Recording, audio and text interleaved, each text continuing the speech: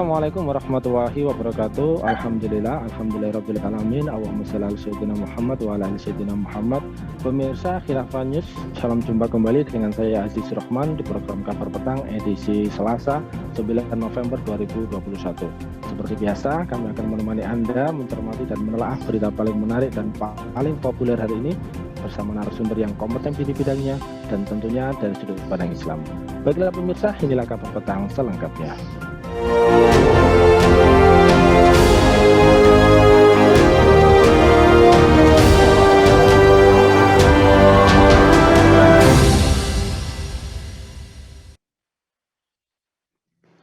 Pemirsa, jumlah penganggur di Indonesia pada Agustus 2021 kembali di atas 9 juta orang. Kebijakan memberlakukan pembatasan kegiatan masyarakat atau PPKM darurat sepertinya jadi penyebab tidak mengepulnya asap dapur rakyat. Sementara tingkat pengangguran terbuka atau TPT pada Agustus 2021 adalah 6,49%, naik ketimbang Februari 2021 yang sebesar 2,26%, tetapi lebih rendah ketimbang Agustus 2020 yang sebesar 7,07%. Badan Pusat Statistik atau BPS melaporkan jumlah pengangguran per Agustus 2021 adalah 9,1 juta orang, naik dibanding Februari 2021 yang sebanyak 8,75 juta orang. Tetapi tidak setinggi Agustus 2021 yang mencapai 9,77 juta orang. Nah, pemirsa, apakah pemerintah mampu menekan angka pengangguran? Apakah penyebab tingginya angka pengangguran dan apa solusi Islam di dalam mengatasi pengangguran yang sistemik ini? Untuk membahasnya, kita telah terhubung dengan salah seorang pengamat ekonomi dari Fakta, Bung Muhammad Ishak. Kita sapa dulu beliau. Assalamualaikum warahmatullahi wabarakatuh, Bung Ishak. Waalaikumsalam warahmatullahi wabarakatuh. Ya, baik, ini gimana ini Bung Ishak kabarnya? Sehat, Bung? Alhamdulillah sehat, Bung Aziz.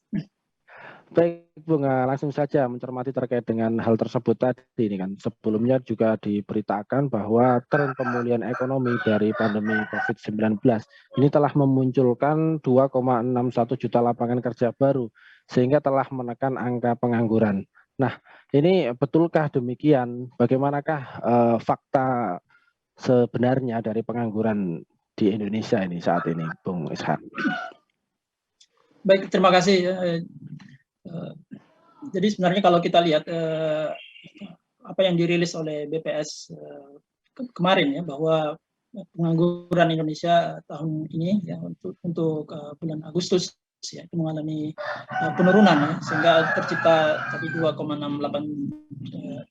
juta pekerja ya, lapangan kerja baru. Sebenarnya ini bukan hal yang luar biasa ya, suatu hal yang normal karena memang kita ketahui bahwa pandemi ya COVID-19 pada tahun lalu memang membuat kegiatan ekonomi itu menyusut sangat drastis ya. Pertumbuhan ekonomi mengalami pertumbuhan negatif ya, minus 2%, dan akibatnya banyak kegiatan-kegiatan sektor ekonomi ini yang tidak bisa berjalan ya, dan pabrik-pabrik ditutup ya, usaha-usaha UKM yang dulunya beraktivitas dipaksa ya untuk ditutup karena pemberlakuan pembatasan kegiatan masyarakat ya, atau yang kita kenal dengan PPKM. Dan seiring dengan berjalannya waktu ya, ketika pandemi ini mulai menurun ya, tingkat kasus COVID itu sudah di bawah 1.000 per hari ya, dan ini kemudian pemerintah melakukan pelonggaran sehingga beberapa kegiatan-kegiatan ekonomi ini sudah mulai dilonggarkan ya, seperti kegiatan transportasi ya, misalnya angkutan udara ya, kereta api dan seterusnya. Kemudian juga kita lihat bagaimana restoran dan mal-mal itu sudah mulai dibuka ya. Akhirnya kan ini pekerja-pekerja yang dulunya dipaksa untuk menganggur ini kembali bekerja ya. Jadi bukan hal yang baru saya kira. Bahkan kalau kita mau dibandingkan dengan negara-negara lain ya, seperti Cina misalnya yang sudah mulai yang melakukan recovery pasca pandemi ini, pertumbuhan angka penganggurannya itu jauh lebih rendah ya dibandingkan Indonesia. Jadi dari sekitar 6% pada puncak pandemi ya, sekarang itu sudah sekitar 4% ya. Kalau kita kan masih sekitar 7 sampai 8%. Jadi masih sangat tinggi. Padahal sebelum pandemi itu di kisaran 5% rata-rata pengangguran di masa normal. Jadi begitu kalau kita lihat tren penciptaan lapangan kerja baru ini bukan hal yang luar biasa gitu. Baik Bung, ini kan berarti menunjukkan tanda tanya ya, bahwasanya klaim pemerintah soal turunnya angka pengangguran ini kan memunculkan tanda tanya bagi masyarakat ini. Nah, kemudian pasca gelombang pandemi COVID-19, ini kan banyak sektor ekonomi yang terpukul ini. Menurut catatan Anda ini, apakah pemerintah mampu menekan angka pengangguran atau bagaimana ini Bung Ishak? Iya, sebenarnya kalau kita lihat ya, karakteristik tenaga kerja di Indonesia, ya memang kalau selama masa pandemi ini kan ada yang terpaksa menganggur akibat pembatasan sosial tadi, ya. Dan ketika pembatasan sosial ini dilonggarkan, maka otomatis mereka akan kembali bekerja. Nah, namun masalahnya ada pekerja yang pengangguran yang sifatnya struktural. Jadi maksudnya pekerja ini baik ada pandemi atau tidak pandemi, sebenarnya itu mereka dalam posisi menganggur. Kan, gitu. Nah, dan mereka inilah yang selama ini gagal untuk diberdayakan oleh pemerintah. Ya. Jadi mereka ini tidak mampu pemerintah tidak mampu menyiapkan lapangan pekerjaan kepada mereka, sehingga mereka meskipun pembatasan PPKM ini sudah dilonggarkan, mereka akan tidak mampu untuk bekerja. Kemudian yang kedua, ya, kualitas lapangan pekerjaan di Indonesia, saya kira juga masih sangat memprihatinkan karena kalau kita lihat struktur pekerja formal dan informal, ya, pekerja formal itu masih sekitar 65%. Artinya memang definisi BPS itu pekerja formal ini pekerja yang bekerja di perusahaan, ya, kemudian digaji secara tetap oleh perusahaan, ya, baik itu di pemerintah atau di swasta.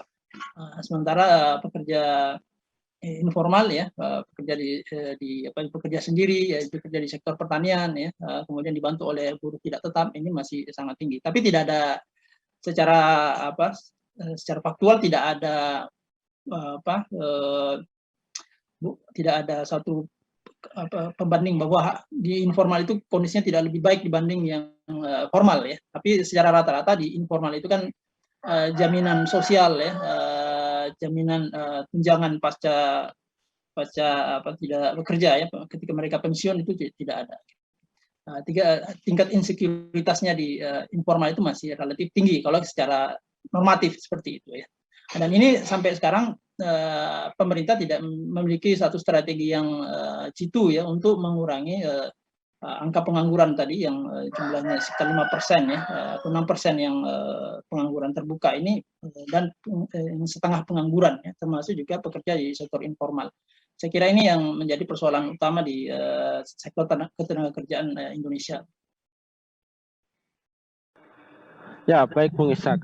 Lantas kemudian ini, apa tanggapan Anda soal data pengangguran yang disajikan oleh pemerintah?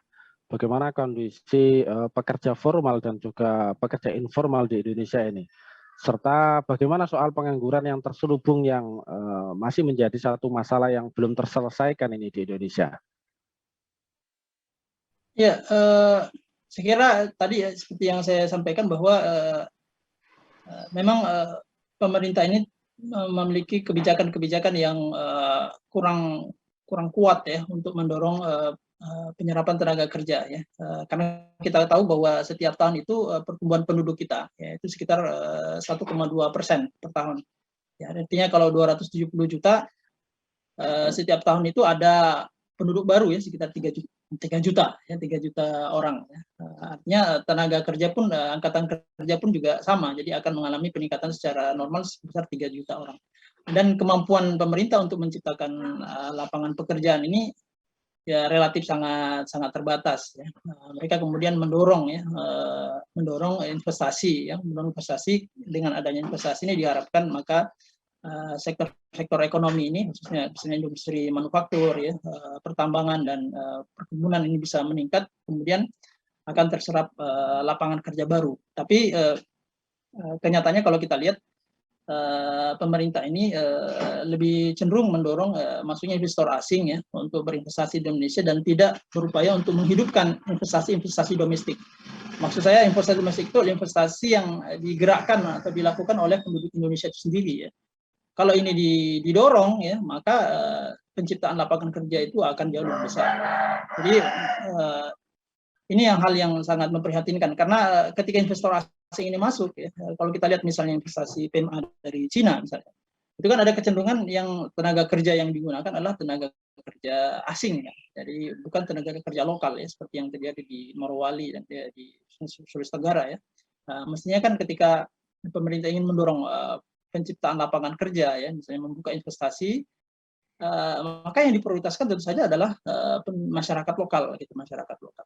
Tapi itu tidak dilakukan pemerintah, sehingga tetap saja meskipun investasi itu naik, tapi jumlah pengangguran ya di pusat-pusat investasi itu masih cukup tinggi. Nah, ini saya kira persoalan yang perlu diselesaikan oleh pemerintah. Ya, baik Bung. Ini kan kalau kita bicara pengangguran ini tampaknya masalah yang terus seperti berulang-ulang ini, nggak terurai dengan berbagai macam solusi yang ditawarkan, ternyata belum mampu untuk menyelesaikan persoalan ini ya. Nah, ini menurut Anda apa ini penyebab tingginya angka pengangguran di Indonesia ini? Ya, saya kira memang kalau secara teoritis itu kan ada istilahnya pengangguran siklikal ya. Jadi pengangguran siklikal, jadi pengangguran yang terjadi karena memang faktor ekonomi ya. Ketika pertumbuhan ekonomi itu turun, misalnya ketika sektor pertanian ya. Kalau di Jawa itu kan musim-musim panen itu sekitar bulan Februari Maret kan. Nah, pada masa itu lapangan kerja yang tercipta itu besar sekali ya. Tapi begitu lewat panen raya, jumlah pengangguran itu meningkat ya. Itu sekitar 4 sampai 5 juta orang ya, perbedaan antara sebelum dan pada saat musim panen. Nah, ini siklikal ya. Artinya memang siklus ya. Tapi ada juga yang seperti COVID ini, jadi pengangguran karena COVID-19. Jadi pengangguran karena COVID-19 ini artinya pengangguran bisa selesai sendiri ketika pandemi ini selesai. Ya. Tapi ada juga yang sifatnya strukturalis. Jadi struktural itu adalah pengangguran yang memang karena sistemik. Ya. Jadi karena sistem yang memaksa mereka untuk menganggur. Ya, seperti contoh ya, kasus terbaru lah. Ya. Kita kasih bagaimana misalnya ada PP peraturan pemerintah yang baru itu mengenai pajak pertambahan nilai. Ya. Pajak pertambahan nilai itu menaikkan ya tarif pajak untuk kapal-kapal nelayan ya, kapal nelayan. Yang tadinya itu mereka cuma bayar 50 juta ya, itu naik lebih dari menjadi berapa 80 juta ya.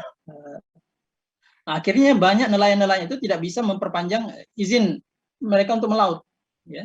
Akhirnya mereka menganggur ya.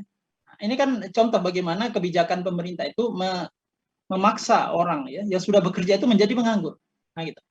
Nah, kemudian juga misalnya di contoh yang lain bagaimana petani-petani di perkebunan ya atau ketika mereka itu menghadapi banyak impor bawang yaitu impor barang-barang impor dari Cina misalnya ya. Artinya pabrik-pabrik atau sektor pertanian ini mengalami penurunan jumlah petani ya. Atau misalnya industri-industri ya, sepatu atau garmen yang terpaksa tutup karena membanjirnya masuknya produk-produk asing. Artinya ini mereka ya, tenaga kerja ini kan dipaksa menganggur karena kebijakan pemerintah yang tidak becus. Nah, kemudian yang kedua ya, memang orang yang tadinya belum bekerja kemudian menjadi bekerja. Ini persoalannya adalah karena mereka bisa saja karena keterbatasan skill ya. Kalau kita lihat memang sebagian besar usia pengangguran itu kan ya usia 15 sampai 24 tahun ya. Ini usia SMP, SMA ya, perguruan tinggi ya. Nah, masalahnya adalah sistem pendidikan kita itu belum menyiapkan skill atau pendidikan yang cukup memadai yang sesuai dengan kebutuhan lapangan pekerjaan. Artinya memang sistem pendidikan kita ini yang bermasalah berarti ya.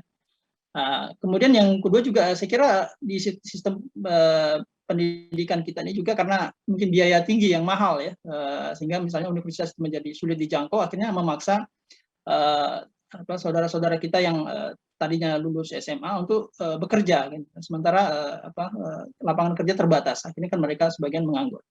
Nah, ini kan menjadi persoalan yang tidak dipecahkan pemerintah. Mestinya kalau usia-usia produktif ini disiapkan pendidikan yang gratis ya. Ini kan mereka tidak harus mencari kerja, mereka bisa melanjutkan pendidikan mereka ke jenjang yang lebih tinggi. Kalaupun mereka ya, kalaupun penduduk yang produktif ini ingin bekerja, maka lingkungan iklim bisnis itu harus mendukung ya. Tapi kalau kita lihat di Indonesia, iklim bisnis untuk mulai usaha itu kan sulit sekali ya. Mulai izinnya itu sulit, kemudian biaya modal itu mahal sekali ya. Makanya kalau misalnya orang yang baru fresh graduate atau orang yang mau berusaha meminjam di bank itu kan luar biasa itu sulitnya ya. Nah, hanya orang yang mampu memiliki agunan saja, yang memiliki track record saja bisa mengakses pinjaman bank ya. Akhirnya mereka kesulitan untuk mendapatkan modal ya. Kalaupun dapat modal bunganya tinggi sekali, jauh suku bunga UKM itu kan hampir 2 kali lipat daripada suku bunga korporasi kan gitu. Artinya mereka ya tidak bisa bersaing secara sehat kalau bebannya itu berat seperti itu. Akhirnya kan muncul pinjol-pinjol itu. Pinjol-pinjol itu menawarkan suku bunga yang luar biasa ya, bisa sampai 5% per hari. Nah, ini kan juga tidak menyelesaikan masalah gitu. Jadi fintech yang diharapkan bisa memperluas ya akses permodalan itu juga menjadi bencana bagi masyarakat kita. Nah, sehingga ini yang diantara yang beberapa kendala kenapa pengangguran di Indonesia itu masih tetap tinggi. Jadi iklim bisnis itu tidak diciptakan mendukung project lah istilahnya, mendukung penciptaan lapangan kerja. Mungkin seperti itu, Bung Aziz. Baik, Bung Isa, ini kan menarik ini kalau kita bicara tadi ya. Ini tadi kan terlepas dari bicara halal dan haram riba ya. Ini hal-hal tersebut yang ada ini juga belum bisa mengatasi pengangguran begitu ya. Nah, kemudian ya sebagaimana yang sudah Anda jelaskan tadi bahwasanya pengangguran sendiri ini merupakan problem yang cukup lama ya dihadapi oleh negeri kita tercinta ini. Namun persoalan ini tidak kunjung terselesaikan ya dengan berbagai upaya, ternyata ya belum selesai juga. Pengangguran masih tinggi dan belum teratasi. Nah, kalau kita mencermati terkait dengan hal tersebut, ini menurut kacamata Anda ini apa ini solusi Islam di dalam mengatasi pengangguran yang sistemik ini? Nah, ini. Ya, jadi kalau kita berbicara Islam ya, saya kira aturan yang sangat komprehensif yang mengatur segala aspek kehidupan manusia, termasuk bagaimana mengatasi masalah pengangguran ini. Jadi yang seperti tadi yang kita diskusikan bahwa pengangguran yang kita maksud sini adalah pengangguran yang sebenarnya sistemik tadi ya, bukan karena musiman tadi atau karena siklikal ya, atau misalnya orang yang karena sakit kemudian terpaksa menganggur ya. Tapi memang orang-orang yang mencari pekerjaan ya, menurut divisi itu orang mencari pekerjaan namun tidak mendapatkan lapangan pekerjaan. Itu yang kita maksud dengan menganggur. Nah, di dalam Islam itu tanggung jawab pertama yang untuk mendapatkan pekerjaan itu saya kira sudah dijelaskan ya. Jadi bahwa seorang mukallaf itu, seorang yang balik berakal ya, yang mampu bekerja itu memang diwajibkan untuk mencari nafkah ya, untuk bekerja ya. Namun masalahnya ketika mereka ini mau bekerja ya, tidak memiliki atau terdapat persoalan, misalnya tidak ada lapangan kerja, keterbatasan modal ya, keterbatasan skill, maka di sini menjadi tanggung jawab negara. Di negara ini kemudian berperan untuk membantu ya orang-orang yang mau bekerja tadi ya, untuk mendapatkan pekerjaan. Karena di dalam Islam negara dalam ini khalifah ya, itu berperan sentral dalam mengatur urusan rakyat. Jadi dalam hadis Rasulullah SAW disebutkan ya, al-imam ru'in wa huwa mas'ulun an ra'iyatihi. Imam itu adalah pemimpin dan dia bertanggung jawab atas rakyat yang dipimpinnya ya. Dan tanggung jawab itu bukan hanya memenuhi kebutuhan pokoknya ya, tapi juga memenuhi kewajiban dia untuk melaksanakan pemenuhan kebutuhan hidupnya ya, atau orang-orang yang ditanggungnya melalui bekerja tadi. Dan Rasulullah SAW sudah mencontohkan ya. Jadi meskipun pada masa awal-awal daulah Islam itu masih sangat baru tumbuh ya, Rasulullah SAW ketika ada seorang Ansor yang datang kepada Rasulullah SAW untuk meminta sesuatu ya, untuk mendapatkan pekerjaan, kemudian Rasulullah SAW bertanya, apakah kamu memiliki sesuatu di rumah ya? Dan orang Ansor ini mengatakan, saya memiliki kendi dan selimut. Akhirnya Rasulullah SAW meminta dia mengambil kedua barang itu, kemudian dilelang oleh Rasul, ya. Kemudian dia mendapatkan 2 dirham, 1 dirham diminta untuk dibelanjakan ke keluarganya, 1 dirham digunakan untuk membeli kapak, ya. Dan Rasul mengatakan jangan kembali kepada saya selama 15 hari. Ya. Ini kemudian Ansor ini kemudian mencari kayu dan kemudian menyatakan kepada Rasulullah SAW setelah ketemu, ya sudah bisa mampu memenuhi kebutuhan hidupnya. Nah, ini contoh ya bagaimana Rasulullah SAW menyelesaikan masalah pengangguran, ya. Pada masa negara atau daulah Islam itu masih sangat baru, ya, masih baru muncul, ya. Apalagi kalau daulah Islam atau negara seperti Indonesia ini mestinya, ya, itu sangat mampu untuk menciptakan lapangan pekerjaan bagi orang-orang yang menganggur secara struktural tadi. Kemudian yang ketiga saya kira juga yang dilakukan oleh daulah Islam adalah mengoptimalkan peran-peran Baitul Mal, ya. Baitul Mal itu kan memiliki harta yang sangat besar, ya. Misalnya dia memiliki tanah-tanah, ya. Tanah ini kalau di Indonesia misalnya kan banyak sekali tanah menganggur, ya. Nah, tanah menganggur ini kemudian dibagi-bagikan kepada orang-orang yang menganggur tadi ini, ya. Untuk dimanfaatkan untuk baik untuk sektor pertanian, ya, perkebunan ataupun peternakan ataupun perikanan, ya.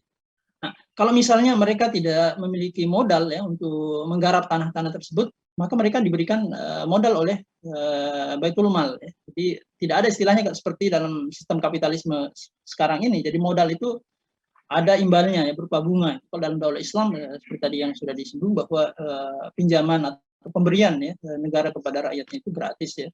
Tidak ada istilah bunga, ya, sehingga tidak memberatkan rakyatnya. Jadi bukannya memberikan masalah, tapi memberikan solusi yang nyata, ya. Kemudian juga saya kira bukan hanya intervensi langsung seperti itu, ya, tapi juga secara kebijakan, ya, daulah Islam, ya, misalnya tidak akan menerapkan kebijakan-kebijakan tadi sistem keuangan yang berbasis riba tadi, sehingga orang bisa meminjam modal itu, ya, ke Baitul Mal atau mungkin ke pihak lain, ya, tanpa ada bunga, sehingga mereka tidak dibebani untuk membayar bunga, sehingga persoalan kesulitan usaha yang dihadapi oleh masyarakat sekarang itu berupa susahnya memulai usaha karena susah mendapatkan modal itu bisa teratasi. Misalnya juga yang lain, keterbatasan skill ini akan diselesaikan oleh daulah Islam dengan menciptakan sistem pendidikan yang gratis dari tingkat bawah sampai tingkat paling tinggi, ya. Nah, sehingga tadi kalau kita lihat banyak pengangguran usia muda di Indonesia itu kan masanya bukan karena mereka itu mau bekerja, sebagian itu kan mereka sebenarnya ingin menuntut ilmu, tapi akses pendidikan itu yang terbatas, ya, karena mahal, ya, sehingga mereka terpaksa untuk bekerja. Nah, kalau daulah Islam, ya, sistem pendidikan yang gratis ini, ya, mereka akan mendorong generasi-generasi muda untuk menuntut ilmu setinggi-tingginya. Kalaupun mereka bekerja, mereka mendapatkan fasilitas dari negara untuk bekerja. Saya kira itu contoh, ya, bagaimana kebijakan-kebijakan dalam negara Islam agar pengangguran itu bisa diatasi. Tapi memang ada yang orang-orang yang lemah secara fi'lan, jadi secara faktual, ya, seperti orang-orang yang cacat, orang yang lanjut usia, ya. Orang-orang seperti ini memang tidak bisa dipaksa untuk bekerja, ya, dan secara hukum mereka tidak wajib bekerja, ya. Atau perempuan-perempuan, ya, mereka ini kalau tidak ada ahli waris yang menanggung, maka ini juga akan ditanggung oleh negara. Nah, dengan demikian politik ekonomi dalam daulah Islam, ya, dan khilafah Islam itu adalah bagaimana memenuhi kebutuhan dasar seluruh rakyatnya itu betul-betul bisa tercapai, termasuk memberikan lapangan pekerjaan kepada mereka yang membutuhkan. Saya kira itu perbandingan yang sangat kontras, ya, antara kebijakan dalam daulah Islam, khilafah Islam dibandingkan dengan pemerintah sekuler, ya, kapitalistik seperti yang kita rasakan di negara ini dan negara-negara Muslim yang lain. Begitu mungkin, Bung Aziz.